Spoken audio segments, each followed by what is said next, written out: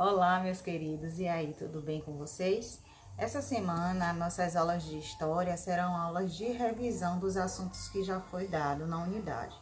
Primeiramente, eu queria falar com vocês, na página 12, o primeiro assunto estudado em história foi a história e o tempo. Eu conversei com vocês que a história é uma ciência que tem como objetivo estudar o passado para compreender o presente. Também falamos sobre a importância do tempo em história. E aí na página 12 de vocês tem assim: um dos maiores objetivos do estudo da história é justamente entender as mudanças na sociedade ao longo dos anos. Por isso, é muito importante conseguir medir a passagem do tempo. Assim, conseguimos saber a que época estão relacionados diferentes acontecimentos, costumes e objetos. Então, a ciência da história, o tempo para a história é muito importante, né? Através desse tempo é que podemos medir os acontecimentos e diferentes costumes de diferentes sociedades.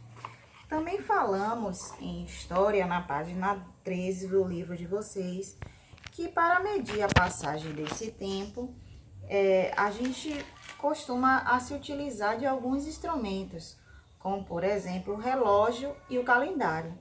Por exemplo, se eu sei o dia do meu aniversário, é porque existe um calendário que marca o dia, o mês e o ano em que eu nasci.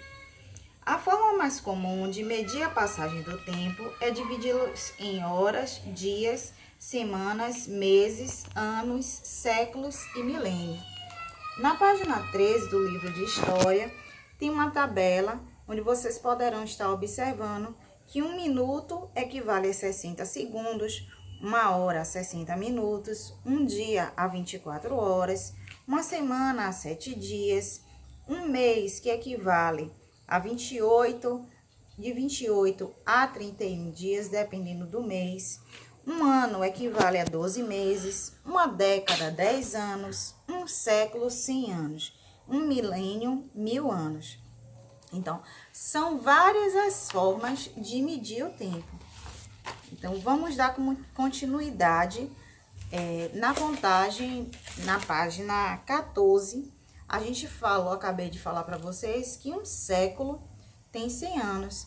Mas como é possível medir esses séculos? Nós medimos os séculos através dos números do algarismo romano. Eu vou estar divulgando para vocês algumas fotos e também vocês podem estar estudando na página 14, que tem falando justamente de como transformar as datas em algarismo romano e assim por diante. Por exemplo, a gente achou em história que existe 2 formas de medir o século. Isso, eu vou depois colocar isso, tirar uma foto, colocar numa folha para estar explicando esse vídeo melhor para vocês.